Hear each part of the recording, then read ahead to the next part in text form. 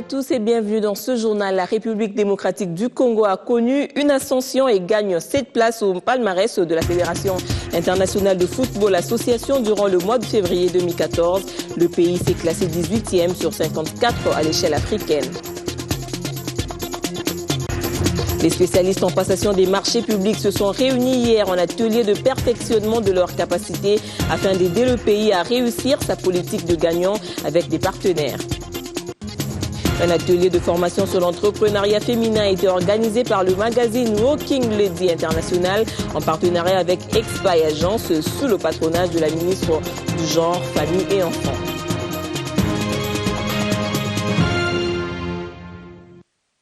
Des femmes d'affaires de la RDC étaient hier en atelier, un séminaire d'échange sur leurs connaissances et expériences. Celles qui avaient pris de l'avance en la matière ont livré aux autres le parcours qu'elles ont déclenché la promotion des masses dans le respect d'égalité des chances. Une femme entrepreneur est un leader, vous voyez, mais si vous n'avez pas ces vraies notions, vous ne pouvez pas pouvoir aider votre communauté. Parce que qui dit leader, c'est une personne qui vise l'intégrité, qui vise la compassion, et aussi c'est une personne qui est un modèle d'inspiration. À travers ce forum, ça va pouvoir les aider à refaire leurs objectifs et surtout avoir une vision claire pour pouvoir demain atteindre les objectifs qu'ils vont se donner en sortant de ce forum. J'ai envie de dire que c'est le fait de mettre la femme à l'honneur, mais pas la femme, juste simplement la femme, mais la femme effectivement qui va motiver, parce que c'est vrai que la femme, en général, quand elle fait les choses, elle le fait pour sa communauté, elle le fait pour les autres aussi.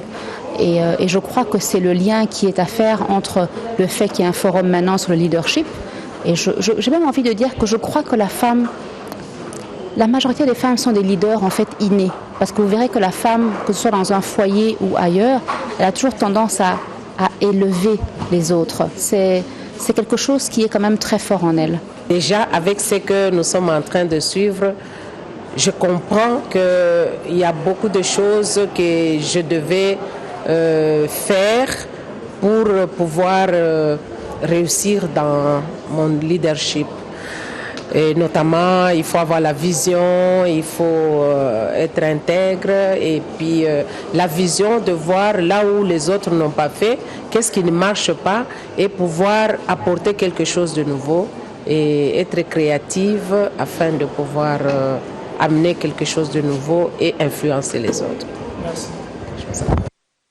Cap sur le net avec cette amélioration du point CD planifié. La charte du dit portail de la RDC est désormais disponible. Ce document permet aussi aux internautes de mieux connaître leurs droits dès l'accès à ce portail. La commission ad hoc mise en place par les ministères des PT-NTIC a remis officiellement la charte au ministre Tryphon Kinkemulumba. Elle sera bientôt révolue, l'époque où le domaine .cd était logé à l'extérieur du pays. À l'initiative du ministre des Postes et Téléphones, Nouvelles Technologies de l'Information et de la Communication, Tryphon Kinkemulumba, les internautes congolais peuvent désormais travailler sur le .cd de la République démocratique du Congo. La charte de ces points a été remise officiellement aux mains du ministre par le président de la commission ad hoc mise en place au mois de décembre dernier par le ministère de PT-NTIC. Tryphon Kinkemulumba invite à cet effet le secteur public et privé à quitter désormais les domaines étrangers pour migrer vers le CD. Je voudrais donc lancer cet appel à tous les compatriotes, à toutes les entreprises, à toutes les institutions pour qu'elles viennent à ce point CD et qu'ils et qu'elles cessent d'utiliser des adresses étrangères qui n'honorent pas notre pays. Le moment est donc venu pour la République démocratique du Congo de rapatrier son point CD. Où un service fonctionne, il y a des règles. Donc la charte permet, comme dans tous les autres pays, de définir les règles qui permettent à chacun, aux individus, aux entreprises, aux privés, aux organismes, de savoir quels sont leurs droits pour utiliser les domaines .cd. Cette charte sur laquelle nous avons travaillé et que nous avons remis au ministre a tenu compte de ce qui existe dans d'autres pays. Cette charte fait suite aux différentes initiatives prises en novembre dernier par les patrons des télécoms et qui s'est poursuivie au 17e Forum des téléphones, informations et communications au Caire en Égypte. La Commission électorale nationale indépendante poursuit avec sa série de consultations. Cette fois, ce sont les hommes en toge noire qui ont été la cible. La finalité de cette rencontre était l'instauration de la culture démocratique au sein des bureaux et une perception qui passe inéluctablement par l'implication de ces derniers. C'est ce que pense le patron de cette institution d'appui à la démocratie. Un rendez-vous qui s'est également penché sur la parité au sein de cette profession. Suivez. La crédibilité des élections passe inéluctablement par une justice fiable. C'est dans cette optique que le bureau de la CENI est allé échanger avec les hommes et femmes en toge noire du barreau de Kinshasa-Matete. C'était au cours d'une matinée électorale. Cette rencontre avait pour finalité l'instauration de la culture démocratique au sein de barreaux. Une perception qui passe par l'appropriation et l'implication de ces derniers. Tous ceux qui ont pris cette initiative au niveau du barreau de Kinshasa-Matete, de pouvoir organiser une matinée électorale. Cela montre, je crois, l'éveil de la conscience d'une grande partie de la population et surtout des professionnels que vous représentez. Les élections ne constitue pas un événement ou une succession d'événements. Les élections, c'est un processus complexe qui se prépare pendant longtemps et se déroule à très peu de temps. Et donc soigner la période post-électorale, la période préélectorale elle-même et la période électorale, chaque étape doit se négocier. Et comme vous avez compris, à chaque étape, la justice électorale est requise et il n'y a pas une seule étape. Parfois, les gens pensent qu'il n'y a que le contentieux électoral des résultats. Un rendez-vous qui s'est également penché sur la parité au sein de cette profession. Il faut que les femmes se battent. Il faut qu'elles se battent, qu'elles n'attendent pas. Et pour se battre, mon frère disait là-bas, femmes parlaient de moyens. Si les femmes ont les moyens, qu'elles se battent. Si elles n'en ont pas, elles vont chercher ailleurs, elles vont se battre comme les hommes. Ce qu'il faut interdire dans un pays aujourd'hui, c'est une législation, c'est des lois discriminatoires qui font qu'on interdise aux femmes ce qui est permis aux hommes. Ça, nous devons le combattre. Mais dès qu'il n'y a pas de discrimination dans les textes, eh bien, c'est chacun qui se jette à l'eau, homme ou femme. La CENI ne désarme pas. Ces différents échanges constituent ainsi un facteur de progrès dans la construction du processus électoral. Cette rencontre entre la CENI et les avocats se déroulait au moment où la procureure de la Cour pénale internationale clôturait sa visite en République démocratique du Congo. De ce fait, Fatou Bensouda a réuni la presse pour leur parler de ce qu'a été sa visite, la première à Kinshasa depuis son avènement à la tête de cette juridiction internationale. Ce face-à-face presse-procureur de la Cour pénale internationale jeudi était fort attendu, à voir le nombre des Congolais poursuivis par cette juridiction internationale. Un face-à-face qui a clôturé la première visite de Fatou Bensouda à Kinshasa, une visite qui s'est tenue à un moment important. C'est un moment important pour nous, un moment important pour la Cour, un moment important pour les autorités congolaises, et nous voulions remercier les autorités pour le travail qui a été fait jusque-là. Mais surtout, et je crois que c'est le message le plus important, ce que nous souhaitions, c'est insister sur le fait que malgré ces réalisations, notre travail en République démocratique du Congo n'est pas terminé, nous continuons nos enquêtes et nous continuons à travailler ici. Des enquêtes qui vont donc se poursuivre en RDC, plus précisément dans l'Est, une région vaste, théâtre pendant plus d'une décennie des divers crimes. La précision s'avère cruciale. Nous évaluons où doit porter notre prochaine affaire, quelle doit être cette prochaine affaire et où nous devons enquêter en République démocratique du Congo. Et cette évaluation sera basée évidemment exclusivement sur la gravité. Lors de sa visite à Kinshasa, Fatou Bensouda a rencontré le chef de l'État, le ministre des Affaires étrangères, celui de la Justice, ainsi que le procureur général de la République. Merci. Nous vous le disions en titre, la rencontre organisée par la Banque mondiale sur le renforcement des capacités des spécialistes en passation des marchés est venue proposer des solutions aux problèmes récurrents identifiés lors de passation des marchés. Reportage. Ça rentre dans le programme de renforcement des capacités. Les attentes, c'est avoir des chargés de passation de marché bien formés. Et quand on a des chargés de passation bien formés, cela signifie que c'est la mise en œuvre de projets qui vont en bénéficier. Et in fine, ce sont les bénéficiaires qui auront des résultats de qualité si la passation de marché se passe très bien. Un atelier qui est vraiment enrichissant et qui permet on a fait vraiment des échanges très, très fructueux pour éviter d'avoir tout, comme on vous a dit, des problèmes récurrents. On a discuté, on a trouvé des voies et moyens pour que ces problèmes-là ne reviennent plus dans les activités de passation de marché.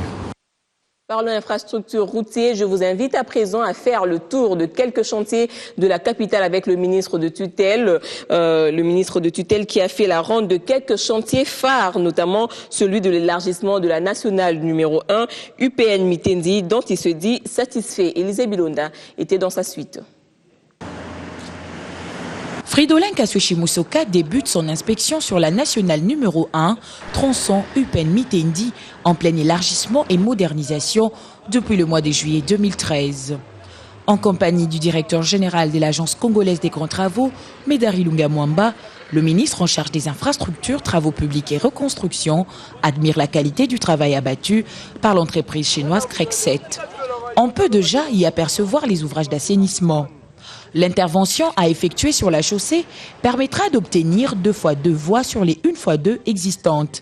Question d'assurer une circulation aisée et fluide du trafic en réduisant au maximum le risque de congestion de la route. D'ici, Fridolin Kasweshi Musoka met les caps sur l'avenue de l'école à hauteur de l'église catholique Saint-Luc, où l'Office des voiries et drainage a achevé à 95% les travaux des constructions du pont d'Allo. Comme l'explique Benjamin Wengaba Soubi, directeur général ad intérim de l'OVD. Nous laissons le temps à observer les comportements de la chaussée que nous avons remblayé sur plus ou moins 5 mètres. On a ouvert l'axe à la circulation pour voir comment va se tasser progressivement la surface préparée. Donc cet auto-compactage va nous servir de continuer à examiner le sol, donc à faire les essais de compacité pour fixer le jour de la pose des enrobés. Le trafic a déjà repris sur cet axe. Dans quelques jours interviendra la pose d'enrobés. Les richesses du sol et du sous-sol de la RDC font l'objet d'une exposition à la Foire internationale de Kinshasa, une rencontre de 10 jours durant lesquels les visiteurs pourront se rendre compte de la beauté et du potentiel que regorge la RDC. Les richesses de la République démocratique du Congo sont un atout pour son développement. De l'agriculture à la pêche, en passant par l'élevage et la forêt, tous ces patrimoines font l'objet d'une exposition aux 2e édition du Salon de l'agriculture, pêche, élevage et forêt. Une initiative du ministère de l'économie et commerce en partenariat avec la Foire internationale de Kinshasa. Différentes expositions mettant en exergue la biodiversité du sol et du sous-sol congolais. Je crois que mon intervention ou ma participation, c'est dans le cadre de produits que je fabrique avec ces histoires. Alors, j'utilise de feuillage d'art, plus de papier mâché, avec de la colle. Alors c'est pour cette raison qu'on m'a appelé aussi pour assister et participer aussi. Note de satisfaction des visiteurs qui ont apprécié la qualité des produits exposés. Vous savez que nous avons un très grand pays et souvent nous ignorons les réalités de notre propre pays. À l'occasion de foires comme celle-ci, en fait, nous avons vu beaucoup de choses. même des produits fabriqués par nos mamans et nos frères, qui sont d'une valeur nutritive très élevée. Ce qu'on appelle sur d'autres aussi des produits bio. Donc moi je suis très heureux. J'ai même effectué beaucoup d'achats non prévus parce que c'est très intéressant. C'est le lundi prochain que ce salon fermera ses portes. Direction l'est de la RDC où les natifs de la localité de Kibati, en territoire de Nyiragongo, lancent un SOS au gouvernement tant provincial que central. En effet, ces derniers vivent dans des conditions peu confortables depuis leur retour. Les affrontements jadis entre le M23 et les FARDC ne se sont pas faits sans conséquences. Patrick Salouha. Rentrés depuis décembre dans leur village, après la mise en déroute du M23 par les FARDC, les retournés de Kibati, localité située à une dizaine de kilomètres au nord de Goma, dans le territoire de Nyiragongo, traversent des conditions extrêmement difficiles. Ces retournés volontaires de Kibati, selon nos sources, se sentent abandonnés par le gouvernement congolais qui ne les assistait pas. Pourtant, leur maison avait été détruite lors des affrontements entre les FARDC et les rebelles du M23 soutenus par le régime de Kigali. Selon la société civile de Nyiragongo, à travers son président Mambo Kawaya, contacté ce jeudi, ils sont plus de 1000 ménages de Kibati qui sont sans logement et qui se concentrent dans les rares maisons non détruites lors des affrontements. Déjà, certaines sources parlent des risques des maladies diarrhéiques dans la contrée si rien n'est fait par le gouvernement, tant provincial que national, suite aux mauvaises conditions sanitaires. Parlons sécurité à présent dans les provinces, plutôt dans la province du Kasaï occidental, avec cette rencontre stratégique de sécurité qui a réuni les services de sécurité de la province, la société civile, le gouvernants et gouvernés autour d'une même table. L'objectif étant de cogiter ensemble sur les voies et moyens de renforcer le mécanisme sécuritaire de la province. Patrick John Mukengeshaï.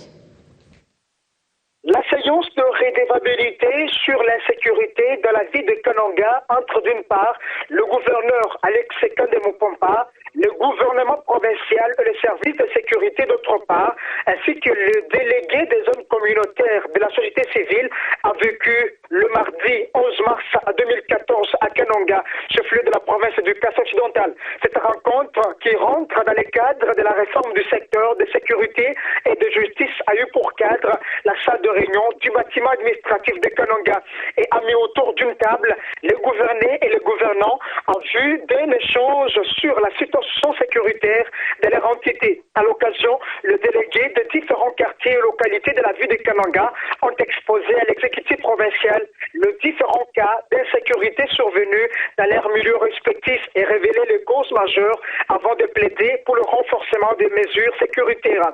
L'occasion donnée aux représentants des services de sécurité, chacun à ce qui le concerne, de répondre aux griefs de la population avant de réaffirmer leur engagement d'œuvrer pour la sécurité de la population et leurs biens.